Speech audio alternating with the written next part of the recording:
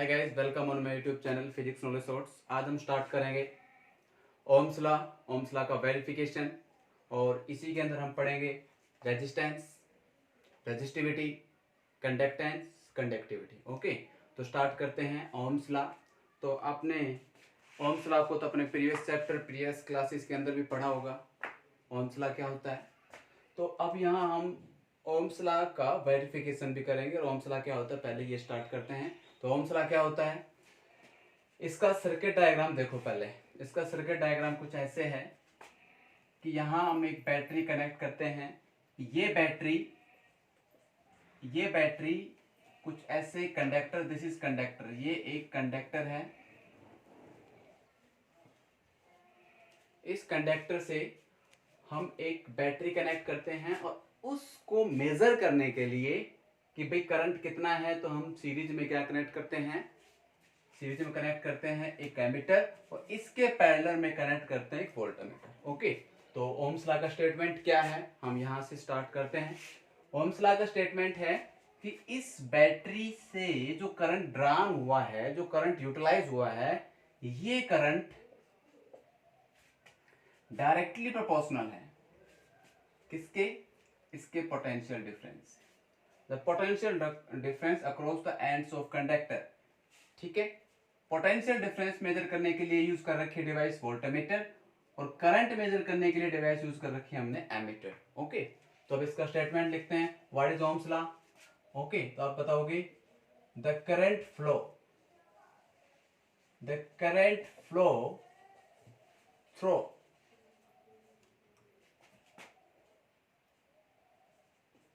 The conductor is directly proportional. इसमें जो current है वो directly proportional to the potential difference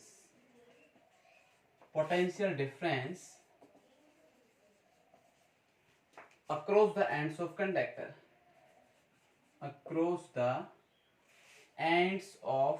conductor, okay, और इसमें कुछ कंडीशन हमें keeping temperature and other atmospheric condition से, यहाँ ये बात बहुत जरूरी है। मैंने बोला है other atmospheric condition and temperature should be remain same.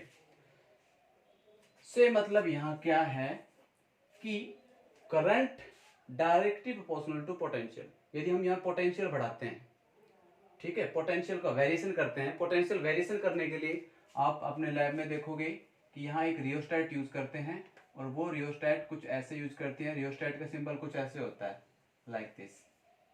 Okay, rheostat का सिंबल कुछ ऐसे होता है, रेजिस्टेंस के ऊपर ऐसे लगाते हैं। तो रियोस्टेट की वजह से हम क्या करते रहते हैं, करंट को, वोल्टेज को वेरी करते रहते हैं। ठीक है, और ये आप देखोगे कुछ ऐसे टाइप का होता है। लैब में आप देखोगे रियोस्टेट, आपने देखा भी होगा, ऐसे सिलेंड्रिकल होता है, ऐसे कुछ स्टैंड सा होता है, इसके दो वायर ऐसे कनेक्ट होते हैं और इसके ऊपर एक ऐसा कर्सर सा होता है घुमाने का।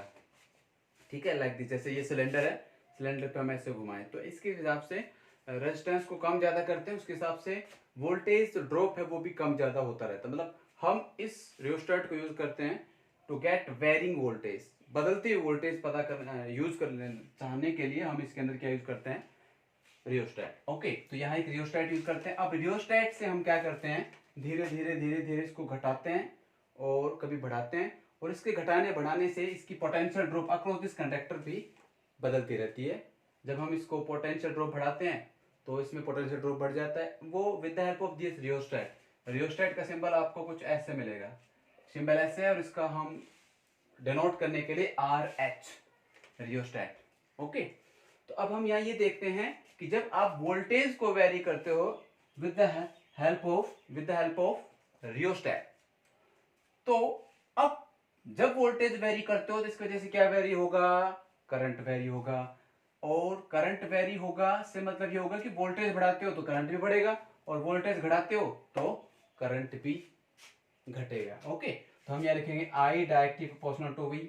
ओके, और साथ में एक चीज और लिख रखी है इसके अंदर जो बहुत ही जरूरी है, that is temperature and atmospheric condition should be same. Temperature और एटमॉस्फेरिक कंडीशन सेम होनी चाहिए। जैसे फिलहाल आजकल बहुत गर्मी है, तो इसी गर्मी के मौसम में एक किसी पर्टिकुलर टेम्परेचर पे हम ये एक्सपेरिमेंट करते हैं, तो हमें यहाँ जो अलग से रीडिंग्स मिलेंगी, जब हम वो रीडिंग्स देखेंगे वो रीडिंग्स, और अब इसी एक्सपेरिमेंट को हम सर्दियों के मौसम में जो टेम्परेचर बिल्कुल अलग ही होता है, बहुत ही कम होता है, हम उस समय इसको करके देखते हैं, तो हमें यहाँ देखने को मिलता है कि इनकी जो रीडिंग्स मिलेंगी वोल्टेज और करंट की, वो बहुत ही अलग मिलेंगी। ठीक है, होता उसमें भी लीनियरली है, ठीक है, लेकिन उसमें इनकी जो रीडिंग्स है वो अलग अलग मिलेगी, क्योंकि ये आपको पता है टेम्परेचर के कम ज़्यादा होने की वजह से इसके करंट के फ्लो में भी असर पड़ता है। तो चलो हम देखते हैं, आगे हम पढ़ेंगे कि करंट का इफेक्ट, सॉरी करंट पे टेम्परेचर का, रेजिस्टेंस पे टेम्परेचर पे क्या असर पड़ता है। ओके, तो यहाँ आपको ये चीज़ ध्यान में रखनी है कि टेम्परेचर सेम होना चाहिए। जब आप इसमें कम से कम 4 या 5 रीडिंग लोगे, तो 4-5 रीडिंग सारी की सारी एक ही टेम्परेचर होनी चाहिए उस दौरान। और एटमॉस्फेरिक कंडीशन से मतलब यहाँ है कि भाई उस जगह जो मॉइस्चर है वो मॉइस्चर क्या होनी चाहिए, सेम होनी चाहिए। And other temperature and other के केस के अंदर मॉइस्चर वगैरह देखो, कुछ ये सभी चीजें क्या होनी चाहिए, सेम होनी चाहिए। ओके, तो ये हम पढ़ते हैं ओम्स लॉ।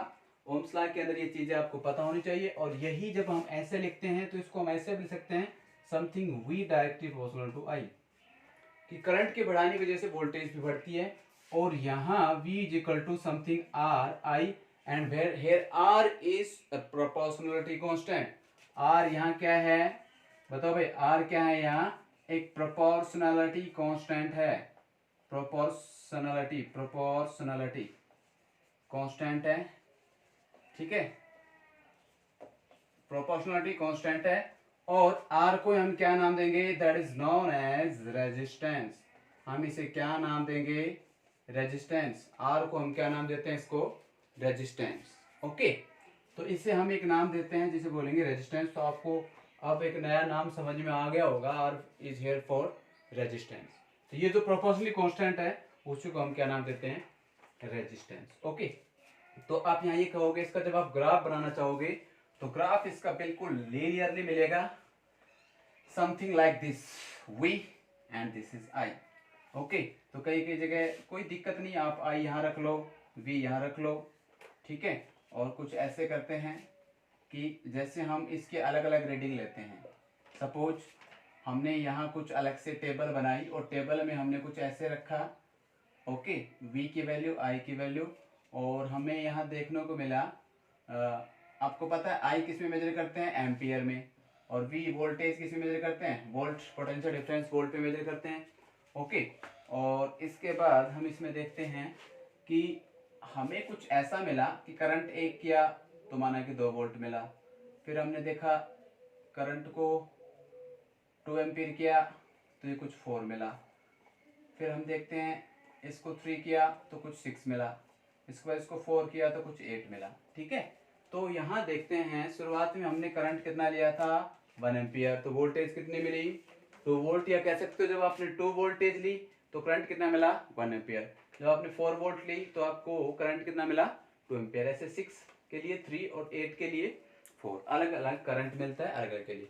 तो अब यहाँ ये ध्यान देखना है कि जितने गुना आप इसके करते हो उतना ही गुना ही इसके हो जाता है। देखो 1 इंटू 2, 2 टाइम्स, जब 2 टाइम्स को करते हो करंट को तो वोल्टेज भी कितने टाइम्स हो जाती है, 2 टाइम्स। या कह सकते हो जब आप इसको यहाँ से यहाँ तक 3 टाइम्स करते हो, 2 3 जा 6, तो ऐसे 1 3 जा 3, जितने गुना इससे करते हो उतने गुना ये हो जाता है। इससे मतलब यहाँ ये है कि ये एक दूसरे के क्या हैं, जो इनका रेशो होगा वो क्या रहेगा, कांस्टेंट रहेगा, कि जितने गुना ये कर रहे हो उतना गुना ये हो रहा है, ठीक है। तो यहाँ लीनियर रिलेशन बनेगा इनका, ठीक है। So this is the linear relation. आपको पता है V directly equal to I या I directly equal to V के लिए जो ग्राफ हम ड्रा करते हैं वो कैसा बनता है, लीनियर। और अब हम ऐसा कुछ लेते हैं 1 2, सॉरी इधर यूज कर लेते हैं एम्पियर, 1 2 3 4, इसके लिए हो जाएगा 4 2 4 6 8। ओके, और अब हम इस पे अलग अलग वैल्यू मिलती है, यहाँ पे यहाँ मिलती है, यहाँ पे यहाँ मिलती है, और कुछ ऐसे यहाँ मिलती है, और हम इसको जब मिलाते हैं तो हमें यहाँ ऐसा मिलता है। ओके, हमें कुछ इसका ग्राफ ऐसे मिलता है, स्ट्रेट लाइन ग्राफ। ओके, और हमें ये पॉइंट कुछ ऐसे मिलते हैं, लाइक दिस। ओके, इस पॉइंट के ऊपर ऐसे, इस पॉइंट के ऊपर कुछ ऐसे। तो ये तो आपको अपने प्रीवियस क्लास में भी तो पढ़ा होगा, पढ़ा है कि नहीं? तो हमें इसका ग्राफ कुछ ऐसे लीनियरली मिलता है, और हमें यहाँ कह सकते हैं कि वी आई के डायरेक्टली प्रोपोर्शनल है, something V is equal to R I. ये वी आर आई कुछ ऐसा रिलेशन होता है, और हम इसके अंदर निकाल सकते हैं। क्या निकालेंगे इसके अंदर? एक इंपॉर्टेंट रिलेशन क्या निकालेंगे? Suppose this is A, this is B, this is C, and this is D, and this is point O. ठीक है, तो अब हम यहाँ स्लोप निकालते हैं, और आपको पता होनी चाहिए इस ग्राफ की स्लोप क्या कहेंगे? इस ग्राफ की स्लोप को हम क्या कहेंगे? यहाँ इस ग्राफ की स्लोप को कुछ भी नहीं कहेंगे। स्लोप, ग्राफ की स्लोप को उल्टा करेंगे तो यहाँ कुछ नई क्वांटिटी मिलेगी, और वो क्या मिलेगी? 1 स्लोप। स्लोप का उल्टा is equal to something R. R is here resistance. ठीक है, तो रेजिस्टेंस स्लोप का उल्टा हो जाएगा। पहले आप स्लोप निकालो, पहले स्लोप निकालो, स्लोप क्या होगा? ओके, पहले स्लोप निकालो, स्लोप क्या होगा बताओ भाई? This slope is equal to, slope क्या होगा बताओ भाई? Delta this upon delta this. So delta I upon delta V. I upon V तो कुछ होता नहीं है, बल्कि क्या होता है बताओ भाई? स्लोप यहाँ क्या निकालोगे? आर क्या होगा? 1 स्लोप। इसका उल्टा कर दो, वी अपॉन आई क्या होता है? What is V upon I? सी है, V upon I is equal to the neutron. तो v अपॉन आई रेजिस्टेंस, ऐसे कह सकते हो delta v upon delta I. The small change in voltage to the small change in current का ratio जो होगा वो क्या होगा? That is called resistance. Is it clear? ये समझ में आया? तो स्लोप वी आई ग्राफ का क्या होता है? इनवर्स होता है। तो आपको कभी ऐसा ग्राफ मिलता है तो आप इसके अंदर ऐसे रेजिस्टेंस निकाल सकते हो, लेकिन ये ध्यान रखना है फिलहाल आई इधर कर रखा है, वोल्टेज मैंने इधर कर रखा है। ठीक है, यदि आपको v इधर मिलता है, आई इधर मिलता है तो कोई दिक्कत नहीं है, आपको जैसे तैसे करके v अपॉन आई आना चाहिए। यदि v अपॉन आई नहीं आ रहा है, इसका मतलब आप इसको क्या कर दोगे? ऐसा उल्टा कर दोगे। ठीक है, तो आप तो यहाँ फिलहाल तो करंट इस तरफ है, ठीक है, वर्टिकल, और इसका हॉरिजॉन्टल में क्या है? वोल्टेज। तो इसकी स्लोप जो होगी, inverse of slope will be resistance. तो हम इसे क्या नाम देंगे? रेजिस्टेंस। ओके, ये इसकी स्लोप ये होगी। स्लोप इसको क्या क्या नाम देंगे? स्लोप कैसे बनाएंगे? सपोज दिस इज स्लोप ए सी, इस पॉइंट को कोई नाम दे देते हैं एम। स्लोप कैसे निकालोगे? Delta I upon delta V. तो डेल्टा आई मतलब यहाँ A M divide by C M.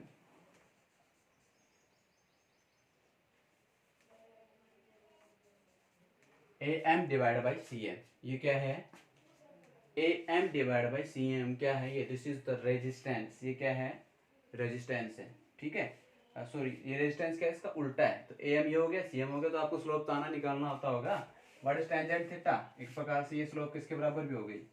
That is equal to tangent theta. तो ये अपने प्रीवियस क्लास में जरूर पढ़ा होगा, स्लोप हम ऐसे निकाला करते हैं। ठीक है, अब यहाँ एक नई टर्म आई है, that is resistance.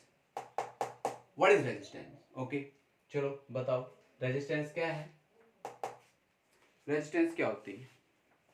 Term resistance क्या होती है बताओ? चलो मैं इसको साफ करता हूँ। ये बात समझ, ओम्स लॉ क्या है? मैं फिर दोबारा रिपीट कर देता हूँ कि मैंने बताया इस कंडक्टर के अक्रॉस हमने बैटरी को कनेक्ट किया along with another device rheostat, जिसके एमीटर तो सीरीज में कर दिया और वोल्टमीटर पैरेलल में कनेक्ट कर देते हैं। अब हम यहाँ ये देखते हैं कि जैसे जैसे हम इसके अंदर वेरी करते हैं, क्या वेरी करते हैं? वोल्टेज वेरी करते हैं with the help of rheostat. तो हमें ऐसा कुछ देखने को मिलता है कि ये जो वोल्टमीटर है इसकी रीडिंग चेंज होगी, क्योंकि यहाँ से जब आप वेरिएशन कर रहे हो किसका? वोल्टेज का, तो इसकी रीडिंग चेंज होगी। जब इसकी रीडिंग चेंज होगी तो हमें ये देखने को मिलता है कि इसके अंदर जो करंट फ्लो है उसकी भी रीडिंग चेंज होती है। इससे मतलब ये हुआ कि वोल्टेज चेंज करते हो जिस रेशो से जिस हिसाब से ऐसे क्या चेंज होता है, आई चेंज होता है, ठीक है। तो ऐसे आप इसके अंदर समझ सकते हो।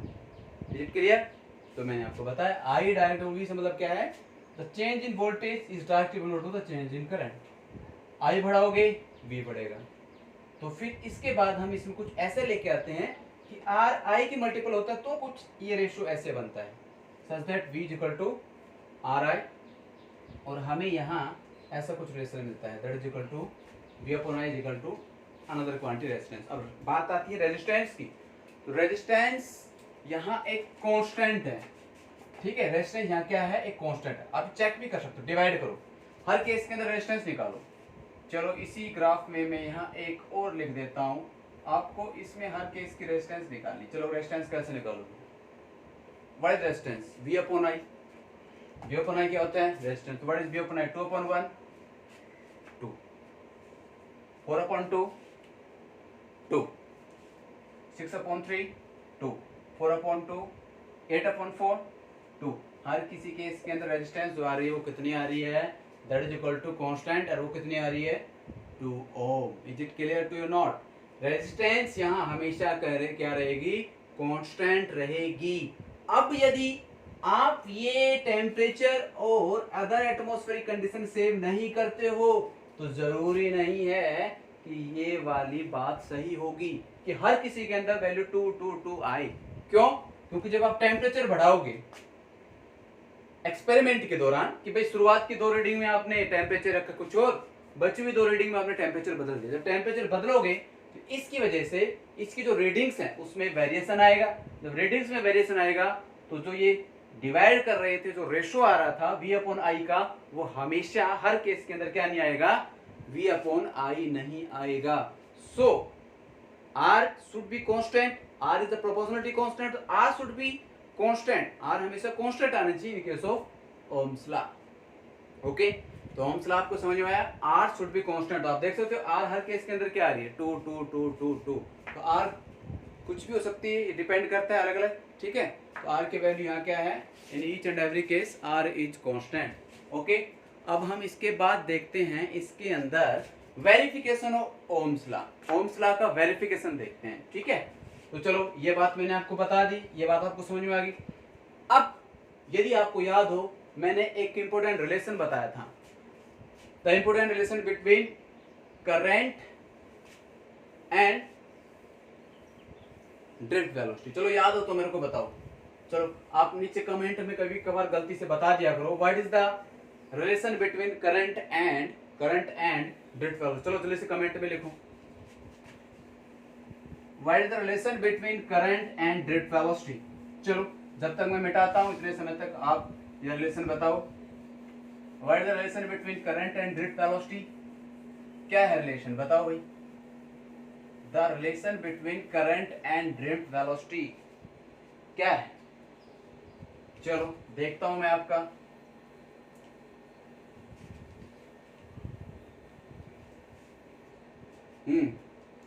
ओके, मैंने क्या बताया था आपको, हाँ कमेंट में आ रहा है कुछ कुछ, आई इज इक्वल टू आवेदन बताया था मैंने आपको, तो आप इससे कंफ्यूज नहीं हो जाना है।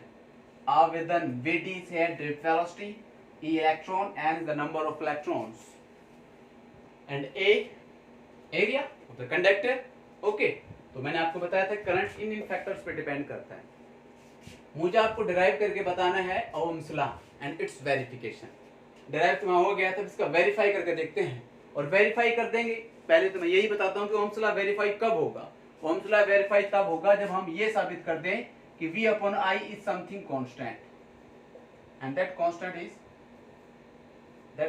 Is R। हम यदि ये साबित कर देते हैं कि V और I का रेशो कोई कांस्टेंट है और वो किसी R के बराबर है, तो हम यहाँ ये कह सकते हैं, क्या कह सकते हैं कि ओम्स लॉ वेरीफाई हो गया। चलो हम स्टार्ट करते हैं। सबसे पहले हम शुरुआत करते हैं, जैसा कि हम जानते हैं एल्स वी नो, जैसा कि हम जानते हैं I is equal to AVDEN, ये बताया था मैंने आपको। I इज इक्वल टू आवेदन, ड्रिफ्ट वेलोसिटी, इलेक्ट्रॉन, और N is number of electron, ये मैंने आपको बताया था। चलो ठीक है, ये बात आपको समझ में आ गया। अब इसके अंदर मुझे जो साबित करना है उसके अंदर थोड़ा सा मैं वही बता रहा हूँ, जब आप कोई चीज करने चलते हो तो पहले आप ये देखा करो क्या दिया है और क्या हमें निकालना है। आई हमारे पास है, देखो आई हमारे पास है पहले से। अब हमें जैसे तैसे करके वोल्टेज लेके आना है। क्या नाम है? वोल्टेज लेके आना। चलो अब इसमें वोल्टेज कैसे आएगा वो देखते हैं। चलो अब हम एरिया को तो क्या बदलेंगे, एरिया तो ऐसे करेगा। इलेक्ट्रॉन का कोई अलग से एक्सप्रेशन क्या लिखेंगे, एन का भी एक्सप्रेशन क्या लिखेंगे। हमारे पास यदि यहाँ कुछ चीज है जिसको हम किसी और के इन टर्म्स रख सकते हैं, दैट इज ड्रिफ्ट वेलोसिटी, और वो ड्रिफ्ट वेलोसिटी 3 डॉट करके लिख सकते हो। बताओ भाई ये ड्रिफ्ट वेलोसिटी किसके बराबर थी, बोलो कुछ याद है? स्मॉल ई, कैपिटल ई, और बोलो बोलो बोलो बोलो tau divide by small M. So this is the expression for the drift velocity. वहां नेगेटिव साइन आया था, वो नेगेटिव साइन क्या बता रहा था कि नेगेटिव साइन आ रहा था ना, याद है? ये नेगेटिव साइन ऐसे आया था। वो नेगेटिव साइन क्या बताता है कि भाई जो इलेक्ट्रॉन की डायरेक्शन है that is against the direction of applied electric field. ये बात मैंने आपको क्लियर की थी। तो यहाँ ड्रिफ्ट वेलोसिटी का ये इन टर्म्स मैंने जो लास्ट लेक्चर बताया था, आप ऊपर लिंक में देख सकते हैं ड्रिफ्ट वेलोसिटी वाला कि ड्रिफ्ट वेलोसिटी कैसे मैंने आपको बताया था इसका रिलेशन। ठीक है, तो आप इसके अंदर देख सकते हैं कि ड्रिफ्ट वेलोसिटी की जगह आपको ये रखना है। चलो अब हम स्टार्ट करते हैं। आई और इसकी वैल्यू पुट करते हैं एरिया अलोंग विद, यहाँ नेगेटिव साइन यूज नहीं करना है, यहाँ हमें केवल मैग्नीट्यूड की बात कर रहे हैं, तो नेगेटिव साइन हमें यहाँ कोई लेना देना नहीं है। ठीक है, ये जब ऐसी बात थी वेक्टर साइन रखते थे तो चाहे नेगेटिव यूज कर रहे थे हम। ठीक है, और यहाँ हम यूज करेंगे E, capital E along with tau and small M. Okay, चलो चलो सर ठीक है, इतना तो हमारे समझ में आ गया। लेकिन आई तो अभी हमारे पास है, लेकिन वी अभी भी नहीं आया, तो कुछ लगाओ लॉजिक, लगाओ लॉजिक। मैं अब यहाँ क्या करूँ, यहाँ मैं क्या करूँ ताकि आपको v मिल जाए। चलो बताओ, आपको पता है व्हाट इज e? e क्या है, किसके बराबर होता है? e is equal to v divide by D. Potential gradient पढ़ा है कि नहीं? तो बताओ यहाँ क्या लिखूं मैं? d इज हेयर लंबाई, लेंथ। अब यहाँ लेंथ के तौर पर हमारे पास क्या है? कंडक्टर की लेंथ। जो कंडक्टर की लेंथ यूज की थी आपने देखा था, तो यहाँ आप यूज करोगे इस e की जगह एरिया ऐसे कैसे रखो, ई रखो, इस ई की जगह रख दोगे आप वोल्टेज डिवाइड बाय लेंथ। मतलब आपने ये वाली वैल्यू रखी है at place of V, and तो ऐसे कैसे है, एम ऐसे कैसे है। चलो इतना समझ में आ गया? ओके, इतना समझ में आ गया आपको? हाँ, अब इसके बाद अब हम क्या, इसमें कुछ आपको लग रहा है कुछ चीज छूट गई क्या, बताओ? ए ई तो एम सही है, इतना तो सही है। ड्रिफ्ट वेलोसिटी हमने क्या पढ़ा था? ई, ये इसका ये है। ठीक है, चलो अब आगे स्टार्ट करते हैं हम इसके अंदर। चलो आई, हमें यहाँ क्या मिल गया? वी मिल गया। हमें यहाँ क्या मिल गया है? हाँ, इसके अंदर एक जो ई है वो पहले से है, और हम इसके अंदर एक जो ई है ना वो ई एन, हमने वैल्यू तो रखी है, किसकी वैल्यू रखी है? ड्रिफ्ट वेलोसिटी की वैल्यू रखी है, और ई और एन तो बचा हुआ था। ठीक है, ई और एन तो ऐसे कैसे बचा हुआ था। ओके, ई और एन तो ऐसे कैसे बचा हुआ था, तो हमने ऐसे रखेंगे ई और एन ऐसे कैसे बचा हुआ है, ई और एन ऐसे कैसे बचा हुआ है, इसलिए ई एंड एन। आगे ई और ई को क्या कर देंगे? Multiply, A E square voltage length, और उसके बाद क्या आ जाएगा? Tau N divide by N. तो यहाँ आप क्या यूज करोगे इसके अंदर, बताओ भाई? v को संभाल के रखना है, और v को संभाल के रखते हो v डिवाइड बाय आई। इस i को नीचे लेके जाते हैं v के, और यहाँ जो भी बचा है सारे को उठा के इधर ले आते हैं। चलो करो, ml ml, उसके बाद सारा का सारा उठा के एम एल, और बोलो N E square tau A, ये बच जाता है। देखो यही बचता है ना, voltage upon I is equal to N E square tau M L. हाँ बिल्कुल यही है। ठीक है, तो हमारे पास यहाँ v upon I, what is v upon I? यहाँ v अपॉन आई क्या बन जाता है? That is equal to something constant. What is M? याद है एम क्या था? एम क्या है यहाँ? द मास ऑफ इलेक्ट्रॉन, जो कांस्टेंट है। लेंथ ऑफ कंडक्टर, भाई जो एक बार किसी कंडक्टर की लेंथ ले ली वो तो उसी समय पूरे एक्सपेरिमेंट में वही यूज करेंगे। Divide by N, the number of electrons, वो भी कांस्टेंट रहेंगे। ई 1.10⁻19 कूलम, वो भी कांस्टेंट रहेगा। टो, इसका रिलैक्सेशन टाइम भी कांस्टेंट रहेगा जब तक कि हम टेम्परेचर ना बदलें। और बाद में क्या आ गया यहाँ? एरिया। एरिया भी तो किसी कंडक्टर का क्या रखेंगे? क्रॉस सेक्शन एरिया भी पूरे एक्सपेरिमेंट के दौरान क्या रखेंगे? कांस्टेंट रखेंगे। तो अब यहाँ ये समझना आपको कि ये कोई कांस्टेंट है V/I, और इसको ही हम क्या कह देते हैं? That is equal to something RmlNe² to A, that is equal to something R। तो यहां आपको मिल गया रेजिस्टेंस क्या हो गया यहाँ? कांस्टेंट। तो अब आपको यह साबित हो गया है कि नहीं? भाई ओम्स लॉ हमने क्या पढ़ा था? V/I is equal to something R। तो ये V/I क्या आता है? हमेशा कोई कांस्टेंट आता है, और वो कांस्टेंट आया, वो कितना आया? That is equal to this. ठीक है, तो चलो अब हम इस रिलेशन को फर्दर आगे यूज करेंगे। मैं इसको कॉर्नर में रख देता हूँ, और कॉर्नर में रख के मैं बता रहा हूँ इसके अंदर that R is equal to, बोलो क्या बन गया है? ML डिवाइड बाय Ne² तो एरिया। ओके, तो ये रेजिस्टेंस वाला रिलेशन हम आगे फर्दर यूज करेंगे जब मैं आपको बताऊंगा और दूसरा रिलेशन। ठीक है, तो आपको समझ में आया? ओम्स लॉ का वेरिफिकेशन समझ में आ गया? ठीक है, ओके। अब हम स्टार्ट करते हैं इसके बाद रेजिस्टेंस। तो अब जब मैं आपसे पूछता हूँ रेजिस्टेंस क्या है, तो बहुत सारे बच्चों को तो वो ओम्स लॉ का फार्मूला याद है। बोले क्या बोलेंगे? What is are? आर बोलते ही सीधे बोलेंगे सर V/I। करेक्ट? गलत तो नहीं है, लेकिन इसको थोड़ा सा सिंपल वर्ड्स में बताओ सर। रेजिस्टेंस ऐसा होता है, कुछ ऐसा होता है, ठीक है, कि रेजिस्टेंस कुछ ऐसा करता है कंडक्टर के केस के अंदर, वो ऐसे कुछ करता है। तो मुझे इसी के बारे में तो बताना आपको। ठीक है, चलो आप बताओगे रेजिस्टेंस क्या होता है? What is resistance? ओके, तो रेजिस्टेंस क्या होता है आप बताओगे? रेजिस्टेंस एक ऐसी प्रॉपर्टी है, रेजिस्टेंस इज द प्रॉपर्टी। किसकी प्रॉपर्टी है भाई? कोई भी सब्सटेंस, ठीक है, प्रॉपर्टी ऑफ सब्सटेंस। और वो सब्सटेंस के तौर पर क्या हो सकते हैं? बताओगे वो सब्सटेंस के तौर पर क्या हो सकते हैं? It could be conductor, semiconductor, insulator. ठीक है, किसी की कंडक्ट रेजिस्टेंस ज्यादा हो सकती है, किसी कम हो सकती है। ठीक है, तो resistance is the property of substance, ठीक है, विच अपोज, जो अपोज करता है। किसको अपोज करता है भाई? Oppose the flow of charge, या कह सकते हो चार्ज के फ्लो को अपोज करता है। Okay, which oppose the flow of charge, या कह सकते हो चार्ज के फ्लो को अपोज करता है, या करंट के फ्लो को अपोज करता है। ठीक है, इसे हम क्या नाम देते हैं? इसी को हम क्या नाम देते हैं? This is known as resistance. तो 10th में जिसको पढ़ाया था मैंने, बहुत अच्छे से बता सकते हैं कि सर रेजिस्टेंस ऐसे होता है, कुछ ऐसे होता है। समझ में आया? चलो रेजिस्टेंस बताया। फिर उसके बाद मैंने बताए थे इस रेजिस्टेंस को कौन कौन से फैक्टर्स अफेक्ट करते हैं। फैक्टर्स अफेक्टिंग द रेजिस्टेंस को कौन कौन से फैक्टर अफेक्ट करते हैं? 10। इस रेजिस्टेंस को फैक्टर अफेक्ट करने वाले आपने बताया था डायरेक्टली प्रोपोर्शनल टू L। तो कुछ याद आ रहा है? वहां आपने केवल सीधा रिलेशन लिखा था, अपने प्रीवियस क्लास में केवल ये पढ़ा था रेजिस्टेंस लेंथ के डायरेक्टली प्रोपोर्शनल है। और अब थोड़ा सा आंख घुमा के इधर देखो, बोलो लेंथ के डायरेक्टली प्रोपोर्शनल है कि नहीं?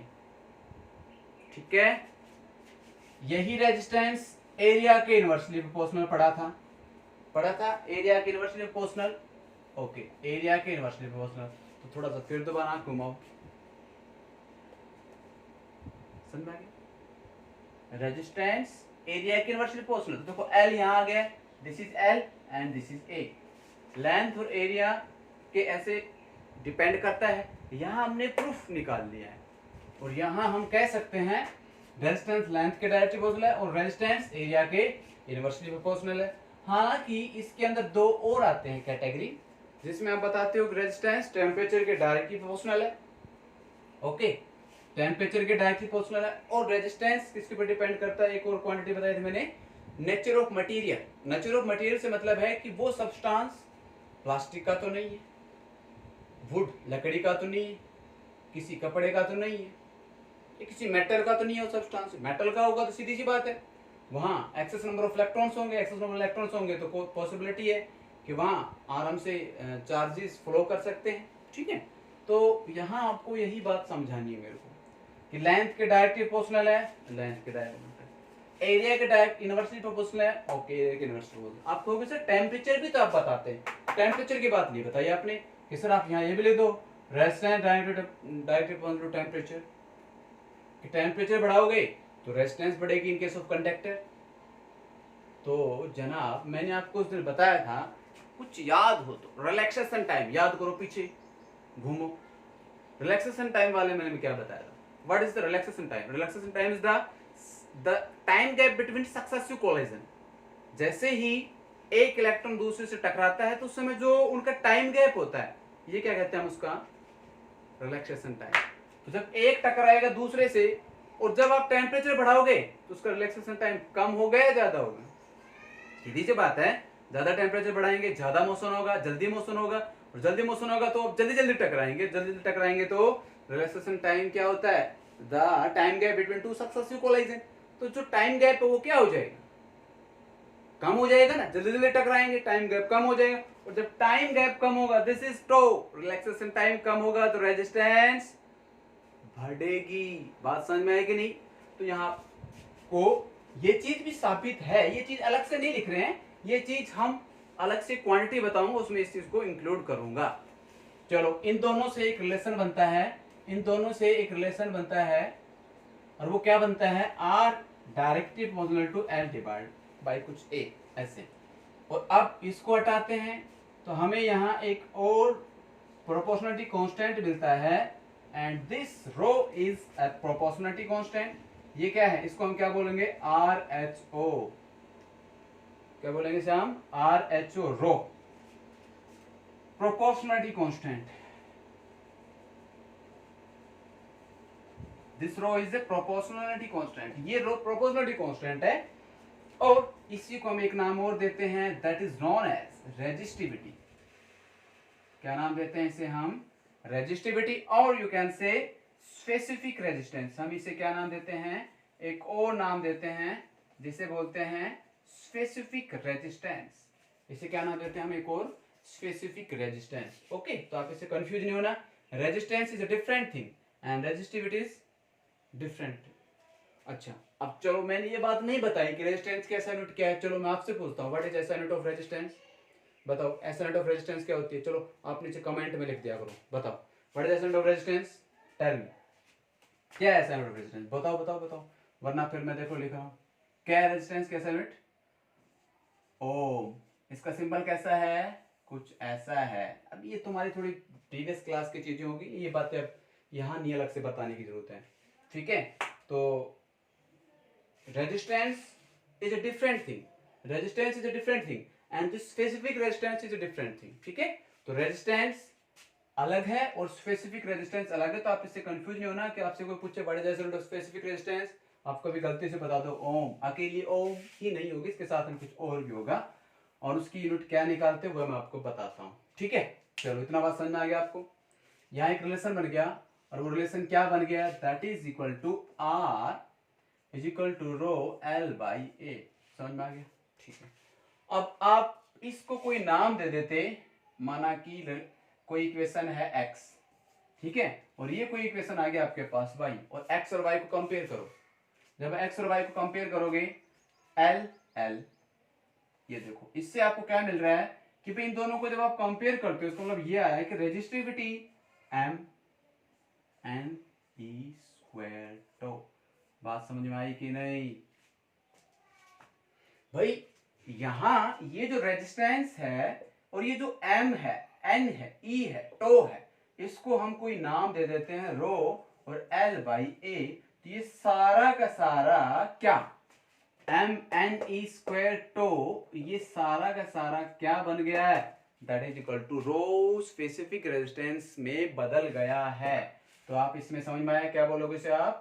दिस इज रेजिस्टिविटी, इसे हम क्या नाम देंगे, रेजिस्टिविटी, जो किसके बराबर है, देखो आप कंपेयर करके, अरे दोनों को कंपेयर करो, एक्स और वाई इक्वेशन कंपेयर करो, एल उसमें है, एल उसमें है, ए उसमें है, इसका मतलब आर इधर भी है, इसका मतलब बीच में कुछ ना कुछ ये है, M N E square tau, ये किसी रेजिस्टेंस, ठीक है, रेजिस्टिविटी के बराबर हो जाएगा, ठीक है, दैट इज इक्वल टू। अब यहां आप कह सकते हो क्या कि रेजिस्टिविटी किस पे डिपेंड करती है, tell me on what factor resistivity depend, कौन कौन से फैक्टर्स पे रेजिस्टिविटी डिपेंड करती है, आप बताओगे रेजिस्टिविटी डिपेंड ऑन, भाई मास ऑफ इलेक्ट्रॉन कांस्टेंट रहेगा, नंबर ऑफ इलेक्ट्रॉन्स, ठीक है, सॉरी दिस ई भी कांस्टेंट रहेगा, भाई एम और ई मास ऑफ इलेक्ट्रॉन और चार्ज ऑफ इलेक्ट्रॉन वो तो कांस्टेंट रहेगा। अब N number of electrons depend करते हैं कि भाई वो आपने सब्सटेंस लिया है वो कैसा है, nature of material, tau, tau क्या है यहाँ, टो से सीधा डायरेक्ट किससे रिलेट करोगे, टेम्परेचर से, ठीक है, तो आप यहां कह सकते हो कि रेजिस्टिविटी क्या आपको लग रहा है लेंथ पे डिपेंड, कहीं लेंथ दिख रही है, बताओ कहीं एल है कहीं ए है, तो आप हमेशा ये बात बताओगे कि रेजिस्टिविटी, रेजिस्टिविटी किन बातों पे डिपेंड करती है, भाई किन किन बातों पे डिपेंड करती है, resistivity depend on M number of electrons, E and tau, ठीक है, तो कह सकते हो रेजिस्टिविटी केवल दो फैक्टर्स पे डिपेंड करती है, टेम्परेचर, दूसरा नेचर ऑफ मटेरियल, जो अपने मटेरियल नेचर लिया है ना ये उस पर डिपेंड करती है, देख लो आप, एन एंड टो, ई और एम तो दोनों क्या है कांस्टेंट है, एन डिपेंड करता है कि भाई कैसे टाइप का आपने सब्सटेंस लिया है, ठीक है, मेटल लिया है, नॉन मेटल लिया है, या आपने कोई दूसरा सब्सटेंस लिया है, ठीक है, और ये टो तो किस पे डिपेंड करेगा, टेम्परेचर पे, तो मैंने ये बात तो बता दी, पहला क्या बताया टेम्परेचर, दूसरा क्या बताया नेचर ऑफ मटेरियल, तो आप यहाँ बताओगे कि बताओ टेम्परेचर बढ़ाएंगे तो रेजिस्टिविटी घटेगी या बढ़ेगी, टेल, आप यहाँ अलग से ये चीज कह सकते हो कि टेम्परेचर इंक्रीज करोगे तो क्या हो जाएगा, डिक्रीज, अरे ये बात तो समझ में आएगी नहीं, तो क्या हो जाएगा डिक्रीज, और जब टो डिक्रीज होगा, ये डिक्रीज होगा तो रेजिस्टिविटी बढ़ जाएगी, तो यहां से आप बताओगे रेजिस्टिविटी इंक्रीज, ओके, टेम्परेचर हो गया। अब दूसरी बात देखते हैं हम, टेम्परेचर डिक्रीज करो टो इंक्रीज होगा, और जब टो इंक्रीज होगा, टो इंक्रीज मतलब ये ज्यादा बढ़ेगा, जितनी वैल्यू ज्यादा होगी रेजिस्टिविटी क्या हो जाएगी, समझ में आया, तो आप यहाँ अच्छे से पता होना चाहिए कि resistivity does not depend on the length and cross section area, कहीं लेंथ है कहीं एरिया है, नहीं है ना, length and cross section area पे बिल्कुल भी डिपेंड नहीं करती है, ठीक है, आपसे कभी कोई पूछा जाए कि भाई कोई कंडक्टर 4 मीटर है उसको डबल कर दिया 8 मीटर, तो बताओ इसकी रेजिस्टिविटी पे क्या असर पड़ेगा, नो इफेक्ट, यदि उसका एरिया घटा बढ़ा देते हैं तो क्या रेजिस्टिविटी फर्क पड़ेगा, बिल्कुल नहीं फर्क पड़ेगा, रेजिस्टिविटी ऑलवेज कांस्टेंट, ठीक है, and that is depend on, जो डिपेंड किस पे डिपेंड करती है, हाँ बदल सकती है, तो जब आप टेम्परेचर घटाओ बढ़ाओ, and depend on the number of electrons, this depend directly depend on the nature of material, जबकि रेजिस्टेंस 4 फैक्टर्स पे डिपेंड करती है, length, cross section area and nature of material, और साथ में क्या बताओगे इसके अंदर टेम्परेचर, तो ये चीज तो यहां से भी दे सकते हो, भाई एल पे रे पे तो डिपेंड कर ही रही है, साथ में टो पे डिपेंड कर रही है, N E, N is here number of electrons, जो डिपेंड करता है कि भाई आपने कैसा मेटल लिया कैसा मटेरियल है, तो उसके अंदर कितने electrons, okay, so this is the simple term resistivity, okay, अब हम इसकी कुछ और टर्म्स किसी के अंदर करते हैं, तो चलो अब मैंने आपको रेजिस्टिविटी बताया, मैंने आज आपको ये बता दिया कि रेजिस्टिविटी किन किन बातों पे डिपेंड करती है, केवल 2 बातों पे, आपने अपनी प्रीवियस क्लास में केवल ये पढ़ा जरूर था कि सर हमने ये पढ़ा था कि लेंथ और एरिया पे डिपेंड तो नहीं करती है, लेकिन आज हमें साबित करना भी आ गया कि भाई लेंथ और एरिया पे डिपेंड क्यों नहीं करती है, बल्कि ये nature of material and temperature पे डिपेंड करती है। Nature of material and temperature पे डिपेंड करती है। आज हमें समझ में आ गया, समझ में आया कि नहीं भाई? भाई हमने इसको साबित कर दिया, इसको प्रूफ कर दिया। पहले हमने प्रूफ क्या किया था, ओम्स लॉ का वेरिफिकेशन किया था, और अब हमने क्या साबित कर दिया इसके अंदर, रेजिस्टिविटी के इन टर्म्स ये साबित कर दिया कि रेजिस्टिविटी किस पे डिपेंड नहीं करती है, length and cross section area पे। Now what is SI unit of resistivity?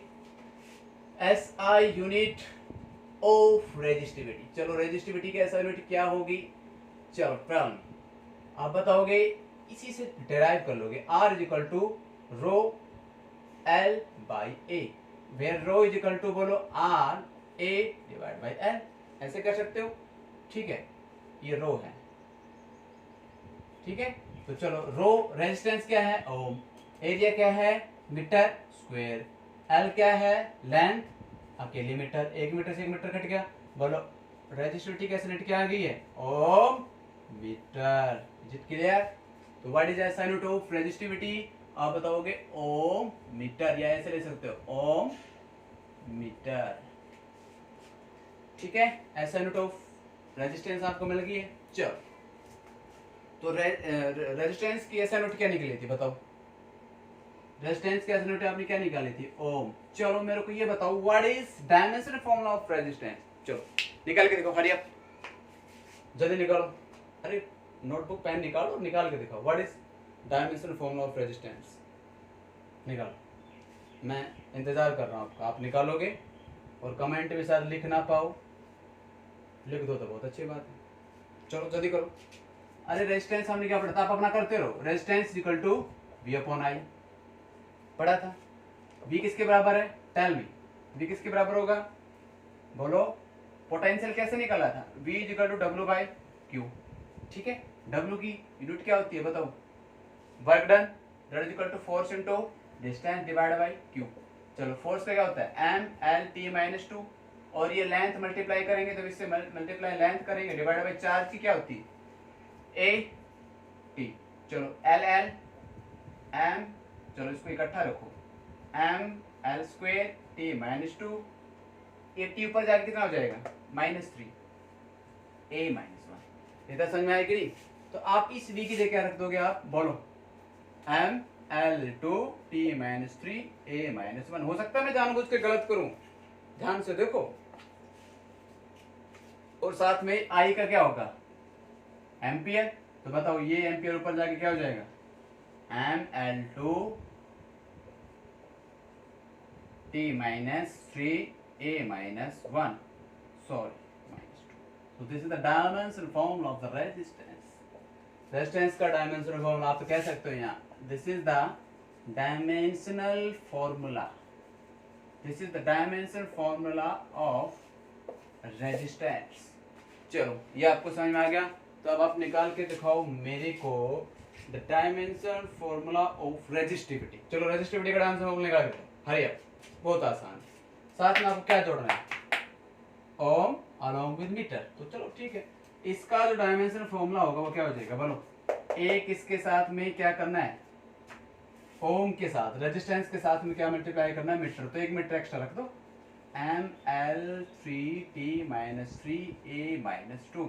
So this is the dimension formula of the resistivity। Is it clear to you or not? ये समझ में आया कि नहीं आपको? चलो ठीक है, ये बेसिक टर्म है जो आपको पता होनी चाहिए। अब रेजिस्टेंस बता दिया आपको, रेजिस्टिविटी बता दी, तो अब मैंने साथ साथ में कुछ और भी टर्म्स दिख रखी, कंडक्टिविटी एंड कंडक्टेंस। तो ठीक है, सबसे पहले मैंने आपको क्या पढ़ाया था? सबसे पहले मैंने आपको बताया था रेजिस्टेंस, ठीक है? तो रेजिस्टेंस का उल्टा कंडक्टेंस। नई टर्म क्या आ गई भाई यहाँ मैं बता रहा हूं, कंडक्टेंस। इसके तो नाम से ही क्लियर है, कंडक्टेंस, कंडक्टिविटी। तो बताओ कंडक्टिविटी क्या होता है? कंडक्टर क्या होते हैं भाई? जिसमें चार्ज ऑफ फ्लो इजी होता है, या कह सकते हो जिसके अंदर करंट फ्लो होता है। आप ये यहाँ ये कह सकते हो कि नहीं? तो व्हाट इज कंडक्टेंस भाई? कंडक्टिविटी, इलेक्ट्रिसिटी कंडक्ट करे। इलेक्ट्रिसिटी कंडक्ट कब करेगा? जब रेजिस्टेंस क्या हो? बताओ भाई, रेजिस्टेंस क्या हो? बताओ, रेजिस्टेंस कम हो रेजिस्टेंस कम होगी तो कंडक्टेंस क्या होगी, ज्यादा होगी, और रेजिस्टेंस ज्यादा होगी तो कंडक्टेंस कम होगी, सीधी सी बात है। तो रेजिस्टेंस क्या करता है, which oppose the flow of current. Okay, चलो अब मेरे को ये बताओ what is the cause of resistance. चलो बताओ, मैं तो ऐसे खड़ा हो गया, बताओ what is the cause of resistance. इसीलिए मैं कहता हूँ कि कुछ कुछ वीडियो जो मैं 10th क्लास को छोड़ता हूँ तो आप गलती से वो भी देख लिया करो, ठीक है। चलो बताओ what is flow of, so what is the cause of resistance, नहीं बताओगे। चलो आप कमेंट में लिख सकते हो क्या कारण है रेजिस्टेंस का, what is the cause of resistance. चलो लिखो, जल्दी से लिख दिया करो यार, लिखते हो तो। आप बताओगे रेजिस्टेंस का कारण इसलिए है it's due to collision of electrons, ठीक है। इसके लिए भी आप एक वीडियो है 10th क्लास का, रेजिस्टेंस एंड रेजिस्टिविटी, ऐसा टॉपिक नाम से, रेजिस्टेंस रेजिस्टिविटी, उसको देखना अच्छे से। R is due to collision of electron, electrons के कोलिजन की वजह से, इलेक्ट्रॉन्स के कोलिजन की वजह से रेजिस्टेंस हुआ, रेजिस्टेंस एग्जिस्टेंस में आया, ठीक है।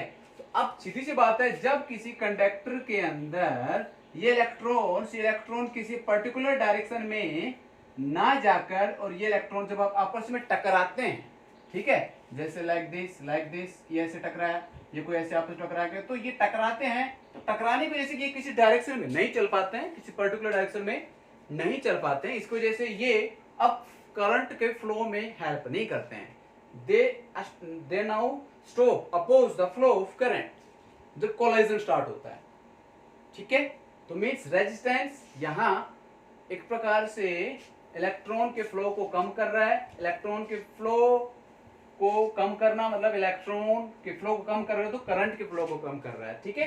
तो सीधी सी बात है, जब करंट के फ्लो को कम करेगा तो बताओ कंडक्टेंस ज्यादा होगी कम होगी, कम होगी, कंडक्टिविटी कम हो जाएगी ना, जब कहीं आपस में करंट के फ्लो कम हो रहा है तो कंडक्टिविटी कम होगी, सीधी सी बात है।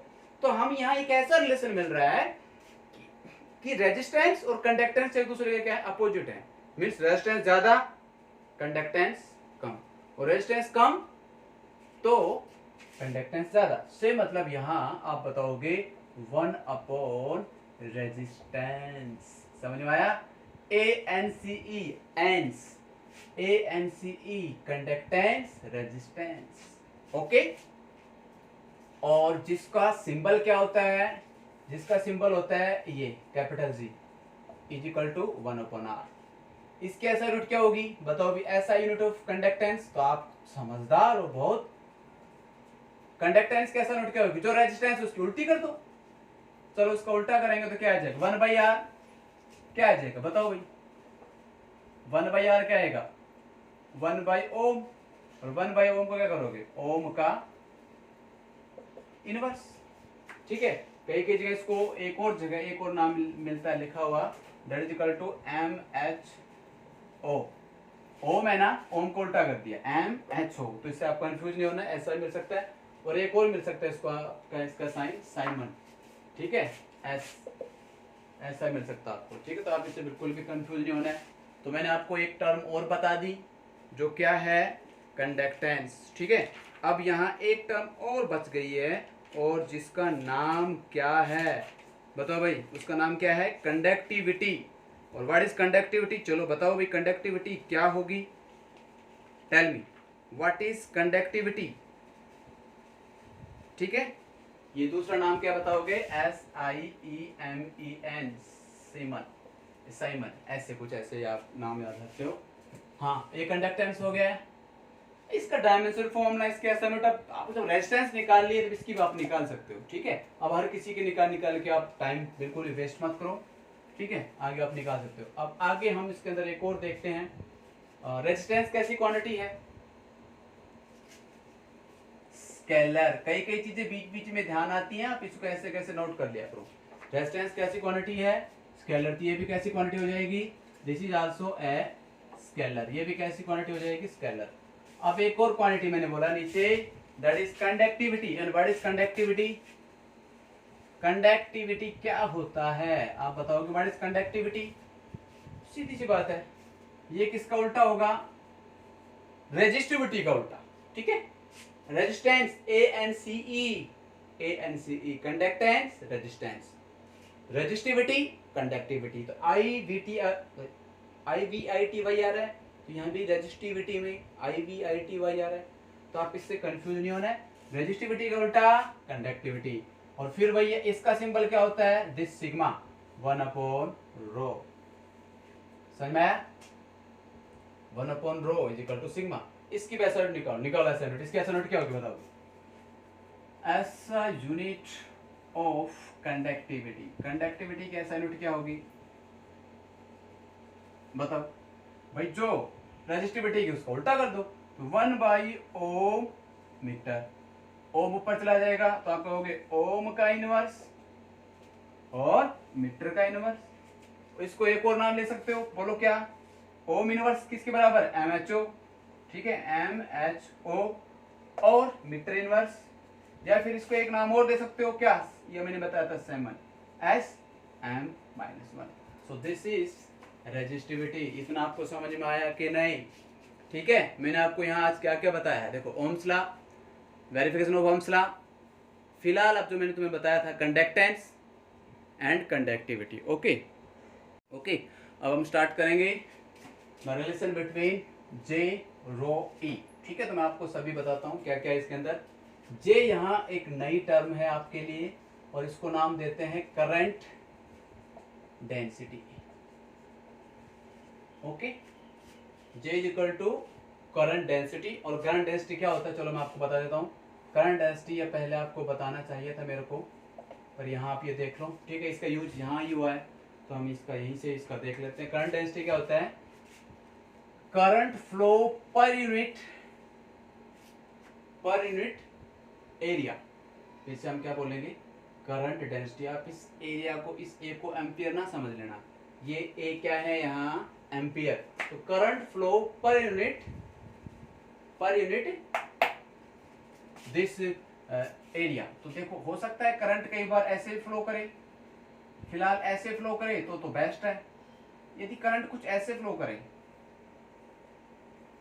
ठीक है, तो यहाँ ये इसका क्या हो जाता है, आपको मैंने बताया ये ए क्या है? What is a? A is the area vector. ये ए क्या है? इसका एरिया वेक्टर है, और इसके किसी एंगल के ऊपर, थीटा के ऊपर ऐसे करंट फ्लो हो रहा है। ठीक है, this is the direction of current I. तो अब यहाँ इस केस के अंदर करंट डेंसिटी क्या हो जाएगी बताओ भाई? यहाँ ये वाला कंपोनेंट, ये थीटा है, तो ये वाला कंपोनेंट क्या हो जाएगा बताओ भाई? ए कोस थीटा। और इसी तरफ क्या फ्लो हो रहा है? करंट फ्लो हो रहा है। ठीक है, तो यहाँ जब नॉर्मल ऐसे करंट फ्लो करे कि एरिया वेक्टर भी इसी का इसी तरफ है और करंट फ्लो भी इसी तरफ है, तो ए और आई में तो एंगल क्या हो जाएगा? 0। तो हम ऐसे लिख देंगे I/A। लेकिन किसी एंगल से फ्लो कर रहा हो करंट, ठीक है, तो उस केस के अंदर हम इस ए की जगह क्या रख देंगे? This J/A cos theta. Okay, और यही आई क्या हो जाएगा? J/A cos theta. ठीक है, J/A cos थीटा। और आपसे पूछा जाए करंट डेंसिटी कैसी क्वांटिटी है, तो आप यहाँ करंट डेंसिटी को कैसी क्वांटिटी बताओगे? बताओ भाई, A cos थीटा। यहाँ एक वेक्टर क्वांटिटी है कि, तो आप इसे बता दोगे वेक्टर क्वांटिटी। तो J/A cos theta is I। तो करंट डेंसिटी क्या हो गया है? J। तो मेरे को आपको यहाँ बताना था कि करंट डेंसिटी क्या होता है। अब मैं आपको बताता हूँ इनके बीच में रिलेशन क्या होगा। ठीक है, तो ये जो मैंने बताया है J is equal to I/A। ठीक है, तो ये बात आपको ध्यान में रखनी है। और अब हम इसके बाद स्टार्ट करते हैं। As we know I is equal to आवेदन। देखो ये कैसा रामबाण फार्मूला मिल गया आपको, जिससे आप बहुत सारी चीजें निकाल ली। आवेदन, area, velocity, electron, n is for number of electron. तो चलो हम स्टार्ट करते हैं इसके अंदर। बोलो, I डिवाइड बाई A। मैं इसका A उठा के इधर ले आता हूँ, and what is I/A? J। तो आपको एक चीज तो पहले मिल गई है, मिल गई ना? चलो मिल गई, बहुत अच्छी बात।